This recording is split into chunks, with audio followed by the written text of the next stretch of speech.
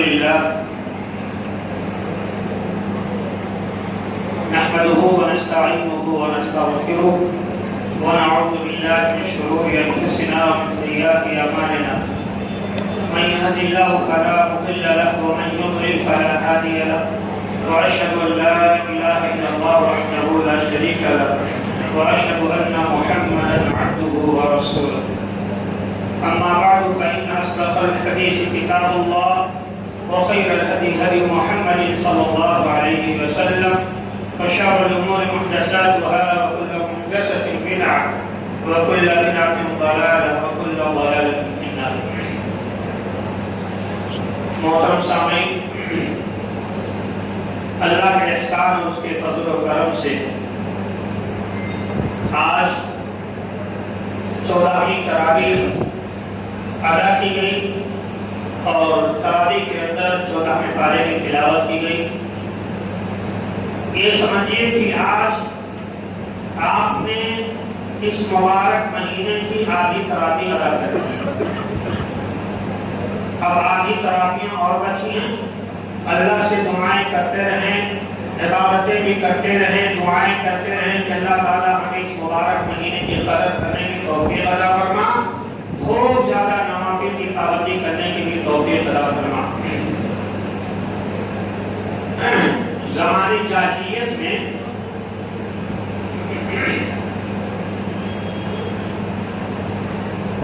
حالات کیا تھے آپ نے بارہا سنا ہے. عبداللہ بن عباس رضی اللہ تعالی عنہما بیان فرماتے ہیں کہ قدیم زمانے میں نبی کریم صلی اللہ علیہ وسلم کو جس وقت مبعوث کیا گیا اس وقت عرب کے حالات ایسے تھے جب کوئی بیوی حاملہ ہو جاتی، حمل کی ولادت قریب ہوتی یعنی بچہ جننے کے قریب ہوتی تو اس کا شوہر یا اس کے گھر والے جا کر کے ایک گڈھا کھولاتے، ایک قبر کھولاتے. جیسے آج کل کیا ہوتا ہے، عورت کی طبیعت خراب ہوئی تو ہم لے کر کہاں بھاگتے ہیں؟ اسپتال. تو عرب والے الٹا ہی چال چلتے تھے. جب ان کے یہاں زچگی کا عالم شروع ہوگا، ولادت کا وقت آتا تو وہ لوگ عورت کو لے کر کسی حکیم کے پاس نہیں، شمشان گھاٹ میں لے کر جاتے، قبر کے پاس لے کر جاتے اور اس قبر کے پاس اس عورت کو بٹھا دیتے. انتظار کر رہے ہوتے کہ یہ عورت کیا جنتی ہے، لڑکا یا لڑکی. اگر لڑکا پیدا ہو گیا تو بھائی پھر عرب کی کوئی گلی نہیں بچتی، پورے گلی میں شور مچ جاتا، ڈھول تاشے ناچ گانے سیر و تفریح کی انجمنیں قائم ہو جاتی، اتنی خوشی وہ لوگ مناتے تھے. لیکن جب اللہ رب العالمین وہاں پر عورت کی کوکھ سے بچی کی ولادت کر دیتا، وہ عورت جب بچی جنم دیتی، عبداللہ بن عباس رضی اللہ تعالیٰ عنہ بیان فرماتے ہیں وہ عورت جب بچی جنم دیتی اسی وقت وہ چاہے باپ ہو چاہے گھرانے والے اسی وقت بچی کو فوراً گڈھے میں دفن کر دیتے. میرے پیارے بھائیوں، آج تو یہ ہے زمانے جاہلیت کا عالم، یہ زمانے جاہلیت کی کیفیت یہ ہے. ہم عورت اپنے بچوں سے اتنی محبت کرتے ہیں، بچہ چاہے مرغا پیدا ہو جائے، اب وہ چاہے بچی ہو چاہے لڑکی ہو یا لڑکا، لیکن باپ کی خواہش ہوتی ہے ایک بار اپنے گلے سے اپنے لفظ جگر کو لگا لے. وہ اتنے ظالم تھے، اتنے عیاش تھے، اتنے مکار قسم کے تھے، انہیں بچوں سے محبت تھی ہی نہیں. اگر لڑکا پیدا ہو جاتا تو پورے شہر میں شور مچا دیتے، ہاں بھائی میں صاحب اولاد ہو گیا ہوں، میرے یہاں لڑکا پیدا ہوا ہے. اگر لڑکی پیدا ہو جاتی تھی تو منہ چھپا کر بے فکر کر دیتے. میرے پیارے بھائیوں، مشرکین مکہ کی اس حالت کو اللہ نے آخری تراویح میں ذکر کیا ہے، یعنی 14ویں پارے کے اندر ذکر کیا ہے. تو مشرکین مکہ کی ایک حالت یہ تھی، عورت جب حاملہ ہوتی وقت اسے سلا دیتے. اگر لڑکا پیدا ہوا تو لے کر گھر چلے جاتے, خواتین کو مبارکباد دیا جاتا. لیکن لڑکی پیدا ہو گئی تو مبارکباد دینا نہیں بلکہ لعنت و ملامت شروع ہو جاتا. اور اسی عورت کے سامنے اس کے لختے جگر کو جسمانی 9 مہینے تک ساری تکلیفیں برداشت کر کے اپنے لختے جگر کو پیٹ میں رکھتا تھا. اسی کے آنکھوں کے سامنے اس بچی کو زندہ درگور کر دیا جاتا تھا. میرے پیارے بھائیوں, ایک صحابہ جن کا نام قیس بن عاصم ہے, آتے ہیں اللہ کے رسول, میں نے اپنے ہاتھوں سے اپنی 12 بچیاں دفن کر دی ہیں. اپنے ہاتھوں سے میں نے اپنے سبھی 12 بچیوں کو میں نے دفن کر دیا ہے. میرے پیارے بھائیوں, موضوع بڑا حساس ہے, بڑا قابل غور ہے. میری ماں بہنوں, میں اس موضوع کے ذریعے سے کچھ پیغام دینا چاہتا ہوں. قیس بن عاصم آئے کہنے لگے اللہ کے رسول, میں نے ایک ایک کر کے 12 بچیوں کو میں نے زندہ درگور کر دیا ہے, ان کو میں نے زندہ دفن کر دیا ہے. اللہ کے رسول, اب مجھے اپنی غلطی کا احساس ہو رہا ہے. اللہ کے نبی, اب میں اپنے کرتوت پر بہت زیادہ پچھتا رہا ہوں. کیا شریعت اسلامیہ میں میرے گناہوں کا کفارہ موجود ہے؟ کیا اللہ تعالیٰ مجھے معاف کر دے گا؟ اللہ کے رسول کہتے ہیں, اے قیس سنو, تم ایک بچی کے بدلے ایک غلام کو آزاد کرو, ایک قیدی کو آزاد کرو. تم نے 12 بچیوں کو دفن کیا ہے, 12 قیدیوں کو آزاد کر دو. قیس کہنے لگے اللہ کے رسول, میرے پاس اتنا پیسہ نہیں ہے, میرے پاس اتنا درہم و دینار نہیں ہے, میرے پاس اتنا رقم نہیں ہے کہ میں 12 غلام کو آزاد کر سکوں. اللہ کے نبی کہنے لگے, اے قیس تمہارے پاس کیا طاقت ہے؟ وہ کہنے لگے اللہ کے رسول, ہمارے پاس اونٹ ہے, میں تو اونٹوں کو اللہ کے راستے میں قربان کر سکتا ہوں. اللہ کے نبی نے کہا, اے قیس جاؤ, ایک بچی کی جانب سے ایک اونٹ اللہ کے راستے میں قربان کر دو, اللہ تمہاری ساری خطائیں معاف فرما دے گا. قیس نے 12 اونٹ کو اللہ کے راستے میں قربان کیا, چونکہ انہوں نے 12 بچیوں کے شیطان کے راستے میں قربان کیا تھا. شیطان کے راستے کو مانا جائے. میرے ساتھ چلیے رسول اللہ. میرے پیارے بھائیوں, آئیے میں ایک واقعہ اور رکھتا ہوں. ایک صحابہ ہے, وہ ابھی اسلام قبول کرنے ہی والے تھے. اللہ کے نبی کے پاس آتے ہیں, اللہ کے رسول, میں نے زمانے جاہلیت میں اس طرح کے گناہ کیے, میں نے یہ جرم کیا, میں نے یہ خطا کیے, میں نے کسی کو ستایا, میں نے کسی کو غلط گلوز کیا ہے. اللہ کے رسول, میں نے بے شمار نیکیاں کی ہیں. میرے پیارے بھائیوں, نبی کائنات صلی اللہ علیہ وسلم اس آدمی کی ساری بات سنتے ہوئے جا رہے ہیں. وہ اپنا سابقہ سارا گناہ بیان کرتے ہوئے جا رہا ہے. اللہ کے نبی کہنے لگے, اے بندے خدا, یہ بتا تو نے اور کون سا جرم کیا ہے؟ وہ آدمی رونے لگتا ہے. اللہ کے رسول کہتے ہیں, کیا بات ہے, تم رو کیوں رہے ہو؟ وہ آدمی کہتا ہے, اللہ کے رسول, ابھی تک میں نے جو گناہ گنائے ہیں, میری نگاہ میں تو یہ گناہ ہلکے تھے, لیکن میں نے ان سارے گناہوں سے بھی بڑا ایک گناہ کر دیا ہے. اللہ کے نبی کہنے لگے, بتاؤ تم نے کون سا ایسا گناہ کر دیا, تم بتانا ہی نہیں چاہتے. وہ کہنے لگا, اللہ کے رسول, میری ایک پیاری سی لخت جگر کی نور نظر تھی, میں اسی کو دیکھ کر کھانا کھا رہا تھا. پورے معاشرے میں لوگ بچیوں کو زندہ کر دیا کرتے تھے, گڈھے میں دفن کر دیا کرتے تھے, لیکن میرے گھر ایک لخت جگر پیدا ہوئی. میری بیوی نے کہا, اے بچی کے باپ, ہے میرے شوہر نامدار, بچی کو تم دفن نہ کرنا. میں اپنی بیوی کی بات مان لیا. اللہ کے رسول, اس کے ناز و نخرے کو میں نے برداشت کرنا شروع کر دیا اور اس بچی کو اٹھا کر کے اپنے گھر لایا. میں نے اس کی مکمل پرورش کی. جب اس کی عمر 5-6 سال ہو گئی, ایک دن شیطان نے مجھے اور بلایا, ایک دن شیطان نے مجھے بھڑکا دیا اور میں اپنی بچی کو کہا, بیٹا چلو میں تمہارے ننھان لے کر چلتا ہوں. بچی کی دوڑے آگے میں اپنی نانی سے ملنے کے لیے جا رہی ہوں. اللہ کے نبی, میرے دل میں یہ خیال پیدا ہوا, میں جا کر کے ایک گڈھا کھود دیا. میں اپنی بیٹی کو بلایا, نانی کے گھر لے جانے کے بہانے میں وہ بچی میرے ساتھ چلنا شروع کر دیتی ہے. اگر راستے میں میرے بدن پر دھول بھی پڑ جاتا ہے, وہ بیٹی آ کر کے میرے بدن سے دھول کو صاف کر دیا کرتی ہے.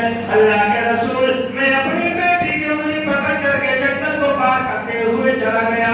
جہاں پر میں گڈھا کھود رکھا تھا اس گڈھے کے پاس میں اپنی بیٹی کو لے کر کے کھڑا ہو گیا. کبھی میں آسمان کی جانب نگاہ اٹھاتا, کبھی اپنی بچی کا معصوم سا چہرہ دیکھتا. میرے ذہن میں نہیں آتا, میرے دل و دماغ میں نہیں آتا کہ میں کروں تو کروں کیا. میری بیٹی میری آنکھوں کے سامنے بار بار میرا چہرہ دیکھ رہی ہے, کہہ رہی ابا جان یہ گڈھا آپ نے کیوں کھودا, کس کے لیے کھودا ہے. بیٹی بار بار مجھ سے سوال کرتے جا رہی ہے. اللہ کے رسول شیطان نے مجھے بہکایا, مجھے پھسلا لیا, میں شیطان کی چالوں میں آ گیا. بیٹی نے ہزار کوششیں کر لی, میرے دونوں ہاتھ پکڑ کر کے مجھ سے فریاد کرتی رہی, ابو جان یہ گڈھا کیوں کھود رکھے ہو, مجھے یہاں لے کر کے کیوں آئے ہو. اللہ کے رسول میں نے اپنی بیٹی کے ایک بھی سوال کا جواب نہیں دیا. آخرکار میں شیطان کے جال میں مکمل طور سے پھنس گیا. اچانک سے میں نے اپنی بیٹی کو کہا بیٹا تم اس گڈھے میں آرام کرو. بیٹی نہیں جا رہی ہے, گڈھا بہہ رہا تھا. میں نے اپنے پیر سے دھکا دے کر کے اپنے لبے جگر کو گڈھے میں پھینک دیا, گڈھے میں ڈھکیل دیا. اللہ کے رسول بیٹی نکلنا چاہ رہی تھی گڈھے سے, لیکن میں اپنی بچی کو نکالا نہیں. وہ چلا رہی تھی ابو جان میرے اوپر مٹی کیوں ڈال رہے ہو, ہائے ابو جان میرا جرم کیا ہے, ہائے ابو جان میں نے تمہارا کیا نقصان کر دیا. اللہ کے نبی میری بیٹی ہائے ابا کرتی رہی, لیکن شیطان میرے اوپر اتنا زیادہ حاوی ہو گیا. شیطان کے قبضے میں اس قدر پھنس گیا کہ میں پوری مٹی اپنی بیٹی کے اوپر ڈال دیا. میری بچی کی روح بھی نہیں نکلی. قبر سے آواز آ رہی تھی ابا جان مجھے یہاں سے نکال لو, میری سانس پھول رہی ہے, میں مر جاؤں گی, مجھے چھوڑ کر کیوں جا رہے ہو. یہاں تو ماں بھی نہیں ہے, یہاں تو میرا بھائی بھی نہیں ہے, یہاں تو آپ بھی نہیں ہے, یہاں کوئی رشتے دار نہیں ہے. اللہ کے نبی میں اپنی بیٹی کو اپنے ہاتھوں سے دفن کر دیا, لیکن آج جب مجھے میری بیٹی کی یاد آتی ہے, میری بیٹی کے آخری جملے مجھے سونے نہیں دیتے. آئے ابا جان مجھے چھوڑ کر کے تم یہاں سے کیوں جا رہے ہو. اللہ کے رسول میں بہت زیادہ پچھتا رہا ہوں, میرے سمجھ میں نہیں آتا میں خودکشی کر لوں یا زہر کھا لوں. اللہ کے نبی میرا دل جینے کا نہیں کر رہا, میں نے اتنا بڑا گناہ کر دیا. کھانے کو بیٹھوں تو بیٹی کی یاد آ جائے, سونے چلوں تو بیٹی کی یاد آ جائے, نیند نہیں آتی ہے. میں تنہائی میں رہوں تو بیٹی کی آواز مجھے سکون سے رہنے نہیں دیتی ہے. اللہ کے نبی مجھے کچھ سمجھ میں نہیں آتا میں کیا کروں. اتنا بڑا گناہ کرنے کے بعد میں زمین پر زندہ کیسے رہوں. اللہ کے نبی سمجھ گئے, کہنے لگے بتاؤ کیا تم اسلام قبول کرنا چاہتے ہو. کہنے لگا. اللہ کے نبی کہنے لگے ٹھیک ہے اسلام قبول کر لو, اور جو تم نے کفر کی حالت میں کیا ہے, شرک کی حالت میں کیا ہے, وہ سارا کا سارا مسئلہ چھوڑ دو. الاسلام یہدم ما کان قبلہ, اسلام دین تو ایسا ہے, اسلامی شریعت تو اتنی بہترین شریعت ہے جو اسلام کے شیطر میں آ جائے, جو اسلام نے اختیار کر لے, وہ کفر کی حالت میں کیسا بھی گناہ کیا ہو اللہ تعالیٰ سارا کا سارا گناہ معاف کر دیتا ہے. سارا کا سارا گناہ اللہ کا رسول حقیقت تو یہ سارے گناہ معاف ہو جائے. میں نے اپنے بچے پر ظلم کیا وہ بھی معاف ہو جائے, ہاں معاف ہو جائے. میرے پیارے بھائی اس نے اسلام قبول کر لیا. میں نے آپ کے سامنے 3 باتیں رکھی. عبداللہ بن عباس رضی اللہ تعالیٰ عنہما کا قول, ماں حاملہ ہوتی وقت ولادت آقا کا گھے کے قریب لے جاتے, بچہ ہوتا تو چھوڑ دیتے, بچی ہوتی دفنا دیتے. دوسرا میں نے یہ پیش کیا کہ اس صحابی نے اس عالمی نے 12 بچیوں کو ایک کے بعد دیگر دفن کر دیا تھا. تیسرا واقعہ میں نے یہ پیش کیا کہ اپنے رخت جگر 6-7 سال کی بچی کو اس ظالم آدمی نے لے جا کر کے دفن کر دیا. کہنے کا مقصد یہ ہے یہ جو 2 لوگ تھے ان کو جب اپنے گناہ کا احساس ہوا اللہ کے بارگاہ میں آ گئے. اللہ ہم شیطان کی چالوں میں آ گئے, شیطان نے ہمیں پھنسا لیا. اللہ اگر تیرا بارگاہ اتنا وسیع ہے, بڑے سے بڑے گناہوں کو تو معاف فرما دیتا ہے. اے نبی ہمیں بتا دو کیا تمہارا رب ہمارے گناہوں کو معاف فرما دے گا. اللہ کے رسول نے کہا تم نے اسلام قبول کر لو، اللہ تمہارے سارے گناہ معاف فرما دے گا۔ میرے پیارے بھائیوں، یہاں گنہگاروں کو احساس ہوا، پھر گناہ کرنے نہ کرنے کا عزم کر لیا کہ اب پوری زندگی ایسا گناہ نہیں کریں گے۔ ذرا آؤ معاشرے کا دائرہ نظر ڈال لیتے ہیں۔ بیوی صاحبہ کو 2 بچے ہو گئے، تیسرا بچہ ہونے والا ہے، ایک بچی ہو گئی، ایک بچہ ہو گیا، ایک لڑکی ہو گئی، ایک لڑکا ہو گیا، تیسرا بیٹا پیٹ میں ہے، بیوی صاحبہ ہم سے ہو گئی ہے۔ میری ماں بہنوں، میں تمہیں ہاسپٹل میں لے کر کے چلتا ہوں، جہاں ساری ڈاکٹر تمہاری صفائی کرتا ہے، جہاں تمہارے کوکھ میں پلنے والے بچے کی ایک کوٹی کو ڈاکٹر کھینچتا ہے۔ جی ہاں، صفائی کرنے والے ڈاکٹر سے پوچھو، صفائی کرنے والے ڈاکٹر سے پوچھو، آپ کے رحم مادر میں جو بچہ پڑ رہا ہوتا ہے، اگر آپ اس کی صفائی کروانے کے لیے جا رہے ہیں تو آپ کی وہ ڈاکٹر لوہے کا اوزار دیتا ہے، پیاس کی طرح وہ اوزار ہوتا ہے، تمہارے رحم مادر میں کمپیوٹر کے ذریعے سے وہ چیز داخل کرتا ہے اور بچے کے پہلے ایک ہاتھ کو پکڑ کر کے کھینچ لیتا ہے، پھر دوسرے ہاتھ کو کھینچتا ہے، پھر دونوں پیروں کو باری باری کھینچ لیتا ہے، پھر سر کو مار کے پھوڑ کر کھینچ لیتا ہے، پورے بدن کو ٹکڑے ٹکڑے کر کے وہ ڈاکٹر کھینچ لیتا ہے۔ اے میری ماں اور بہنوں، میرے پیارے بھائیوں، وہ معصوم بچے کو اتنا خطرناک سزا تم کیوں دے رہے ہو؟ جس کو سزا رب کائنات نہ دے اسے سزا تم دینے والے کون ہوتے ہو؟ اللہ نے تو کہہ دیا، من قتل نفسا بغیر نفس او فساد فی الارض فکانما قتل الناس جميعا، جس نے ایک انسان کو ناحق قتل کر دیا تو گویا کہ اس نے پوری دنیا کو مار دیا۔ اللہ کا کلمہ پڑھنے والے خواتین، اللہ کا کلمہ پڑھنے والے مسلمانوں، اپنے دل پر ہاتھ رکھو اور پوچھو، وہ معصوم بچہ جسے تم نے اپنے رحم مادر میں ہی دوا کھلا دیا یا اپنے رحم مادر میں ہی صفائی کے ذریعے سوز کر کے کو برباد کرا دیا، اس بچے کو برباد کرا دیا، تم رب کو کیا جواب دو گے؟ تم تو بچوں کو روزی دینے والے نہیں ہو۔ اللہ تعالیٰ نے سیدھا کہہ دیا، وَلَا تَقْتُلُوا أَوْلَادَكُمْ خَشْيَةَ إِمْلَاقٍ نَحْنُ نَرْزُقُكُمْ وَإِيَّاهُمْ۔ اے بچوں کو نہ مار دینے والوں سنو، اگر تم اس لیے مار دے رہے ہو کہ تمہاری کمائی کمائے تو تم روزی کے مالک نہیں ہو۔ جس طرح سے روزی دینے والے نے آج تک تمہیں روزی دیا ہے، تمہارے باپ دادا کو روزی دیا ہے، اسی طرح سے آنے والے بچوں کی روزی کا بھی مالک وہی ہے۔ ایک بچے کا نشت ہو ہے، کھینچا جاتا ہے، اس کا کیا جواب؟ میرے پیارے بھائی، بات یہاں چل رہی تھی زمانے جاہلیت میں، بچہ پیدا ہو جاتا لوگ خوش ہو جاتے، بچی پیدا ہو جاتی لوگ بڑا مایوس ہو جاتے۔ قرآن کریم میں نقشہ کھینچا گیا، وَإِذَا بُشِّرَ أَحَدُهُم بِالْأُنثَىٰ ظَلَّ وَجْهُهُ مُسْوَدًّا وَهُوَ كَظِيمٌ۔ اگر یہ خبر دے دی جاتی کہ تمہارے گھر میں بچی کی ولادت ہوئی ہے، اس ظالم باپ کا چہرہ کوئلے کی طرح سیاہ ہو جاتا، کالا ہو جاتا، وَهُوَ كَظِيمٌ، اور مارے غصے کے گلی گلی میں پھرتا۔ کوئی کچھ کہنے کا نا تو بچی کی ولادت کے نشے میں یا غصے میں دوسرے کو مارنا شروع کر دیتا، جیسے آپ لوگ کرتے ہیں۔ باہر کچھ ہوا مسئلہ تو جا کر کے گھر میں بیویوں کو پیٹتے ہیں، ہے نا؟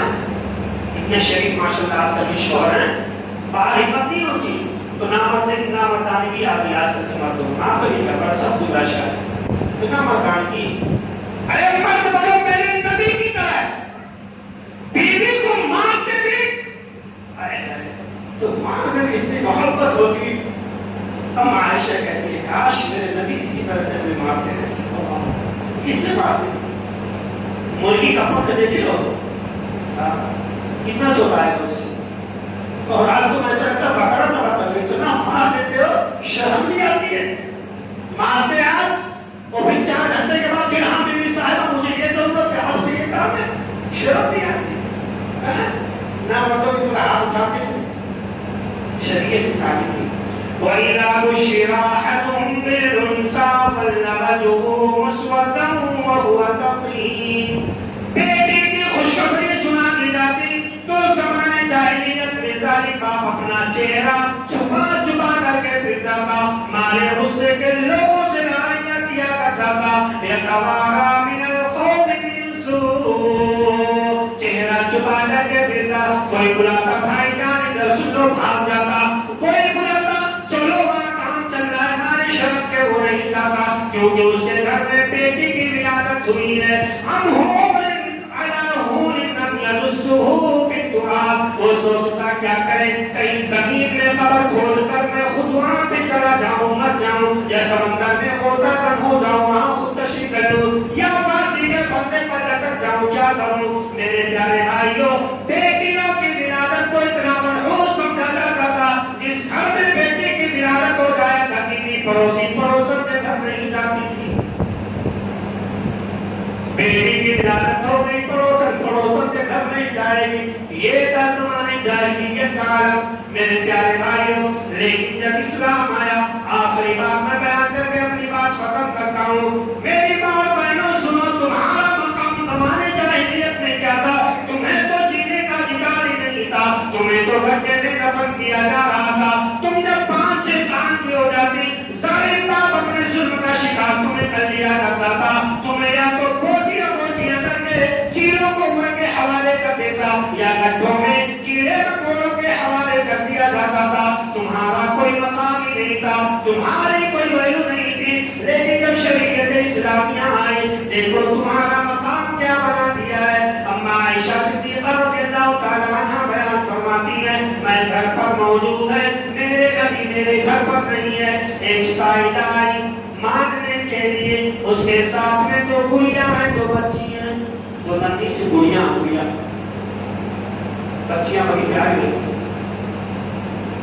گڑیاں تو آئی تھی اس کے ساتھ. وہ مانگنے کے لیے آئی، میری بچیاں بھوکیاں مجھے دے دو. وہ بھکارن تھی، میرے پاس ایک ہی کھجور تھا. میرے پیارے بھائیوں اور کریے، وہ زندگی وہ زمانہ غربت اتنی زیادہ، لیکن اللہ ان سے اتنا خوش ہوا کہ رضی اللہ عنہ و رضوا عنہ کا لقب دے دیا. آج دولت اتنا زیادہ ہے، اتنی فضول خرچی ہے، 4 دانے کھاتے ہیں، 44 دانے نالے پہ ڈال دیتے ہیں. ارے سدھر جاؤ، رب کے نعمتوں کی ناشکری کرتے ہوئے تمہیں شرم نہیں آتی ہے؟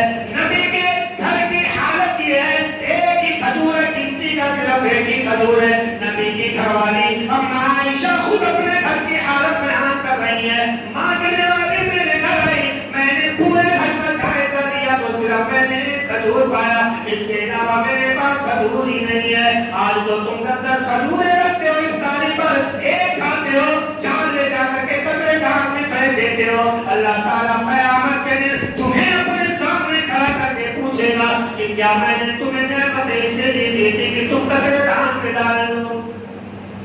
کہتی ہے میرے پاس ایک ہی کھجور ہے. مانگنے والے کی ہاتھ پر میں نے وہ ایک کھجور لے جا کر کے رکھ دیا. اما عائشہ آگے کیا بیان کرتی ہیں، میں یہ سارا منظر دیکھ رہی ہوں. جب میں نے کھجور رکھا تو وہ عورت، وہ بچیوں کی ماں کھجور کے 2 حصے کرتی ہے، بیج کو نکال کر بغل میں پھینک دیتی ہے. ایک حصہ دائیں طرف کھڑی بچی کو دیتی ہے، ایک حصہ بائیں طرف کھڑی بچی کو دیتی ہے. میں یہ سارا منظر دیکھ رہی ہوں، میں یہ سارا منظر دیکھ رہی ہوں. میرے پیارے بھائیوں، بعض روایتوں میں آتا ہے کہ اما عائشہ صدیقہ رضی اللہ تعالی عنہا نے 3 کھجوریں دی تھی. ہو سکتا 2 بار آپ یہ پیش آیا ہو، ایک بار کوئی آئی ہو تو ایک ہی کھجور رہا ہو، اور ایک بار آئی ہو تو 3 کھجور رہا ہو. اب عائشہ صدیقہ رضی اللہ تعالی عنہ سارا منظر دیکھ رہی ہیں. ایک ماں نے بھوکا رہنا گوارا کر لیا، اپنے 2 بچوں کو آدھا کھجوریں دے دی. میرے پیارے بھائیوں، وہ سائلہ تو چلی گئی، وہ 2 بچیاں بھی اپنی ماں کے ساتھ چلی گئی. کچھ ہی لمحے کے بعد سرور کائنات جناب محمد رسول اللہ تشریف لاتے ہیں. اما عائشہ بیان کرنا شروع کر دیتی ہیں، اللہ کے نبی ایک مانگنے والی بھکارن آئی تھی، میرے گھر میں جو کھجور تھا میں نے اٹھا کر کے دے دیا. اللہ کے رسول وہاں پر بیان فرمانے لگے، اے عائشہ سنو، من ابتلی من هذه البنات فاحسن الیہن کن لہ سترا من النار. اے عائشہ سنو، جو بھی اپنے بچوں کو کھلاتا ہے، جو بھی اپنے بچوں کی اچھی تربیت کرتا ہے، جو بھی بچیوں کے ذریعے دے، تعلیم کا انتظام کرا دے، کن لہو سترم من النار، تو ایسی بچیاں قیامت کے دن جہنم کے سامنے کھڑی ہو جائیں گی.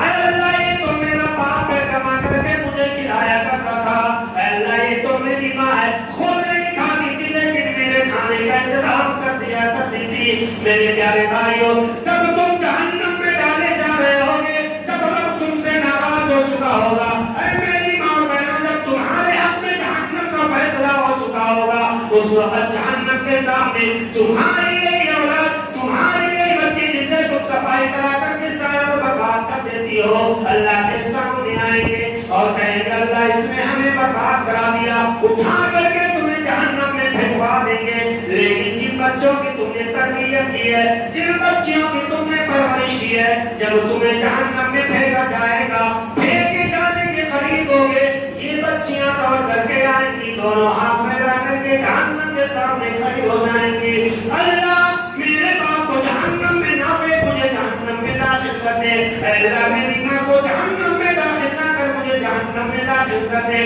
اللہ کہے گا اے میری پیاری، اے میری بندی، یہ بتا کیا وجہ ہے تو ایسا کیوں کہہ رہی ہے؟ وہ کہے گی اللہ اس نے میری پرورش کی تھی، میرا باپ میں خود نہیں کھاتا تھا لیکن مجھے کھلاتا تھا، یہ میری ماں بھوکا رہ کر میرا انتظام کرتی تھی. اللہ کیا خیال ہے؟ اللہ تعالیٰ سے بارش قبول کر لے گا. اللہ رب العالمین بچی کی سفارش قبول کر لے. دیکھ رہے ہیں بچی کا مقام، جی مخلوق کو جینے کا ادھکار نہیں تھا، اسلام نے اتنا اونچا مقام دے دیا کہ جہنم سے اپنے ماں باپ کو بچا لیں گے. آپ پھر آگے کھڑے اپنا مقام سمجھیں آپ، اللہ نے کتنا اونچا مقام دے دیا. بتائیے پورا جنت اور جہنم کا مسئلہ آپ کے ہاتھوں میں دے دیا. آپ کے میرے پیارے بھائیوں اگر بچے کی ولادت ہو رہی ہے تو آپ خوش ہو جائیں کہ رب نے جہنم سے بچنے کا پردہ آپ کو عطا کر دیا. اگر بچی کی ولادت ہو رہی ہے تو منہ جو ہے جانور کی طرح مت بنو، چوروں کی طرح مت بنو، خوشی کا اظہار کرو کیونکہ رب نے تمہارے گھر میں ایسی چیز پیدا کر دی ہے، اگر تم اس کی پرورش کرو گے تو جہنم سے بچا دے گا. سمجھ رہے؟ اللہ رب العالمین سے دعا کرتے ہیں مولا کریم ہم تمام مسلمانوں کو نبی کریم صلی اللہ علیہ وسلم کے اصول کے مطابق، آپ کی سیرت کے مطابق، آپ کی ہدایات اور اصول کے مطابق زندگی گزارنے کی توفیق عطا فرما. اللہ تعالیٰ ہماری ساری نیکیاں قبول فرما، سارے گناہ معاف فرما، سارے خطائیں معاف فرما. اللہ تعالیٰ ہمیں اس مبارک مہینے کی قدر کرنے کی توفیق عطا فرما. آمین. وما علینا الا البلاغ المبین. والسلام علیکم ورحمۃ اللہ وبرکاتہ.